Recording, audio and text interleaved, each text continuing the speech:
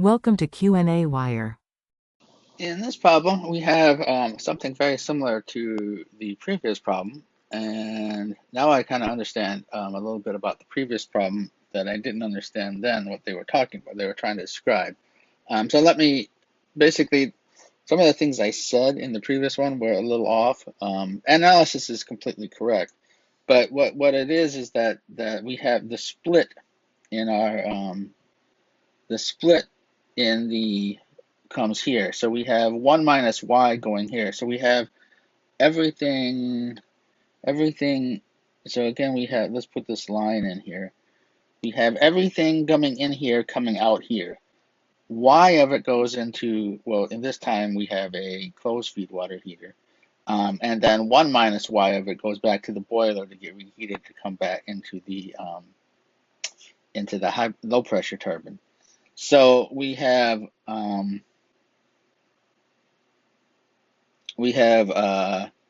this basically I before I said I wasn't sure if there was stuff coming directly out under here, but here's where the split occurs. So all of it's coming out here.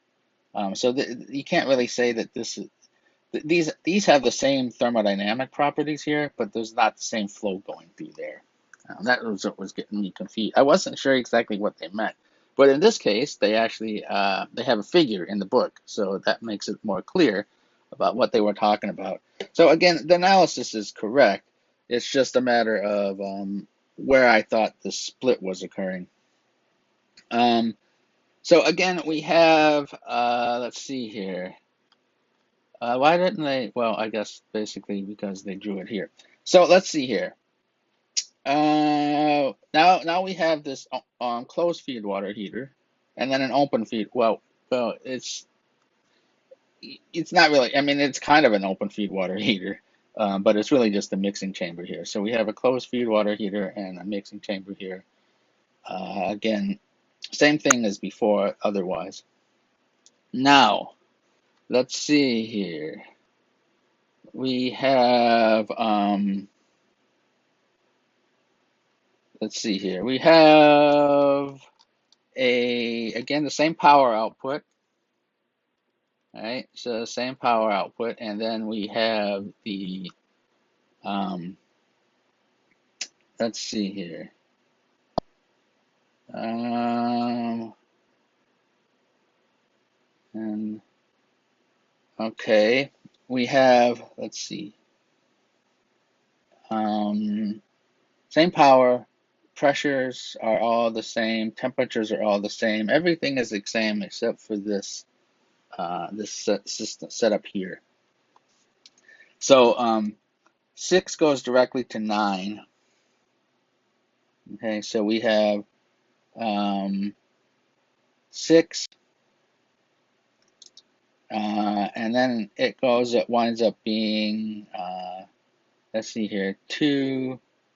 Did I label these wrong? I think I may have labeled these wrong. Let me check my notes as I copy things over. Let's see here. Did I label them wrong? 6 goes to, wait a minute here. Oh, wrong problem again. Oh, not too far down. Let's see here. 6 goes to, okay, we have coming out of here. Um, some of it goes to 7 because it gets reheated up here. And then we have some of it going to, well, it comes down here kind of through 3. 2 goes to 3, and they close. Oh. I messed up the drawing here. That's what I did. Um, let's see here. Let's fix this guy. So these ones. 2 goes to 9. And then 6 goes to 3. All right, so that's where I screwed up the drawing. So we have 6 going to 3. That makes more sense now. And then 2 going up to 9 here. Then 3 going to 10, and then going back and mixing here, and then going to then getting boiled from at 4 all the way to 5. Okay, that makes much better sense now. Okay, now on to getting our steam business here. So we have let's see here, we have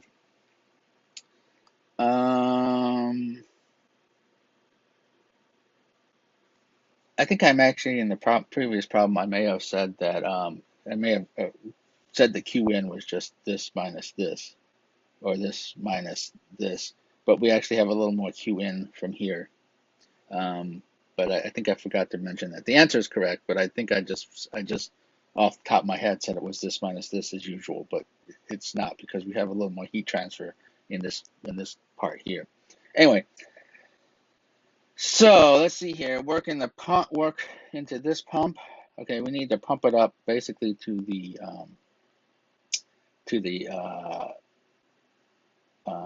so in both pumps, we notice we have a lot more work going into the pumps, because we need to pump both of these lines up to the boiler pressure.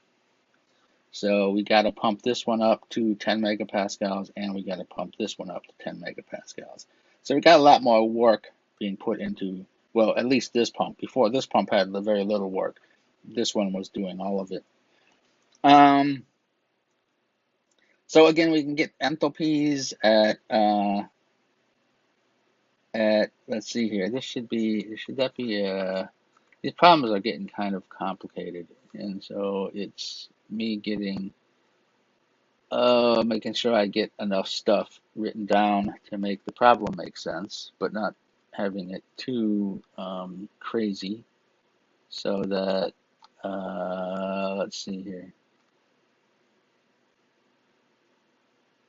Oh, that's why, because H4, because this is just a mixing, H4, H9, and H10 are the same.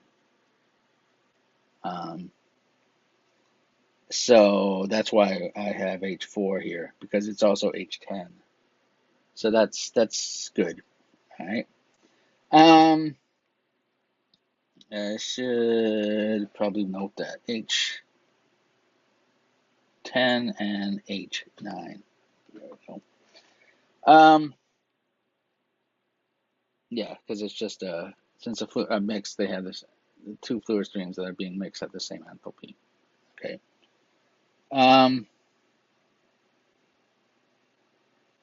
Now let's see here.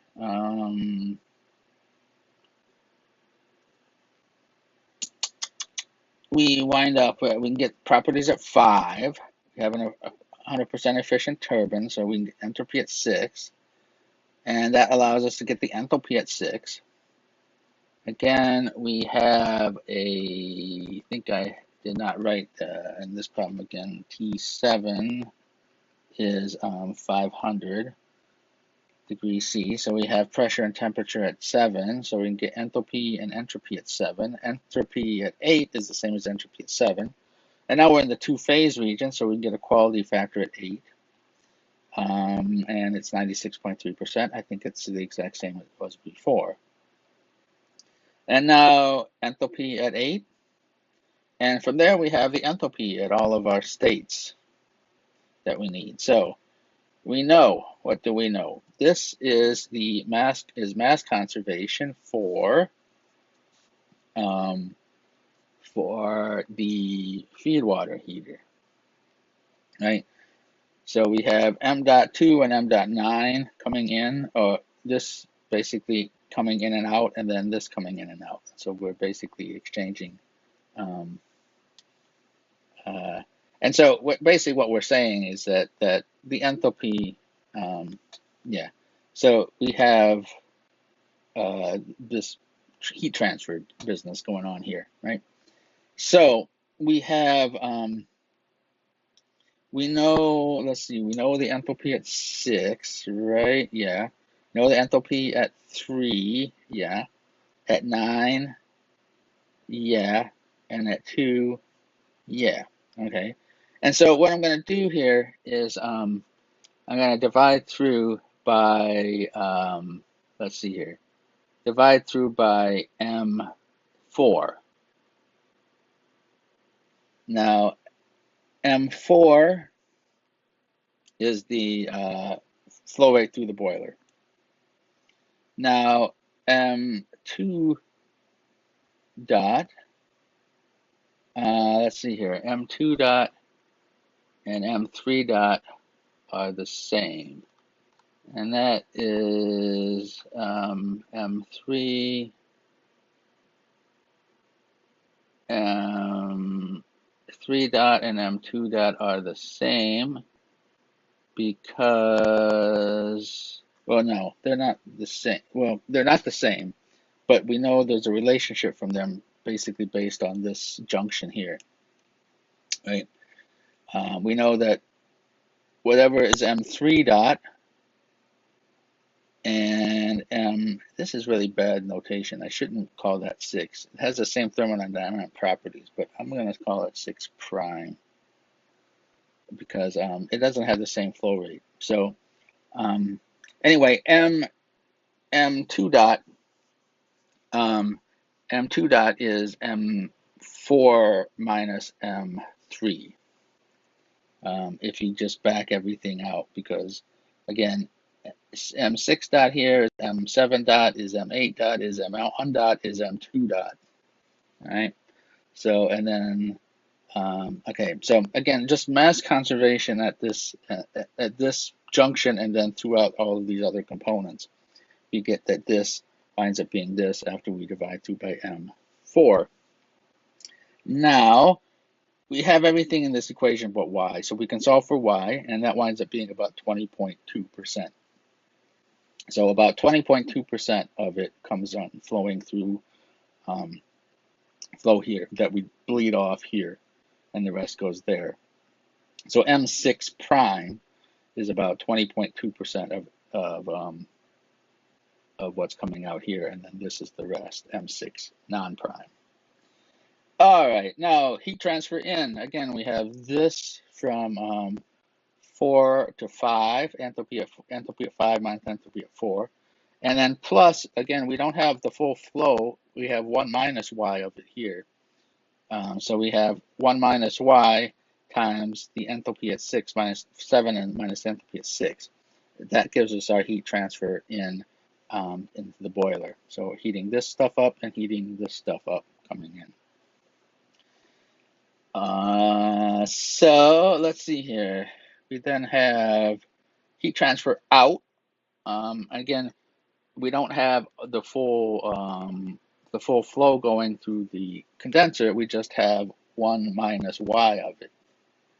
So we have 1 minus y times H8 minus H1 is the heat flowing out of the condenser. But these are our specific values. The net work out is just the difference of these. So the specific net work out is the specific heat transfer in minus the specific heat transfer out. Once we know this and we know the power, total power, the net total net power out, we can get the flow rate, and that's 54.5% compared to, it was the exact same value in the previous problem. And it turns out that the efficiency is exactly the same.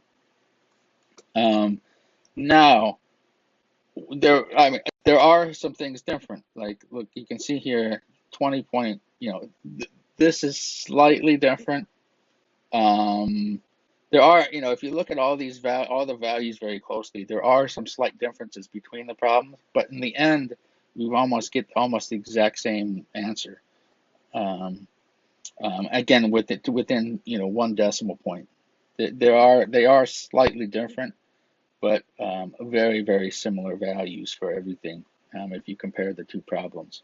So whether you want to do it this way or the previous way, I don't know which would be better. And it would probably be better, I would guess that this would be better, because here you're making an assumption basically that you have full heat transfer between these two. They're coming out at the same enthalpies, roughly. So you're making that assumption, and that's not really. Although if you then mix them here, I don't know. Again, you're not going to get perfect heat transfer here because they're not mixing. You're going to try to be extracting heat from one to the other through some, piping system or something. And so here you definitely are because they're mixing. So again, I would suspect that this one would be a little less efficient because in reality, this is not going to be 100% efficient.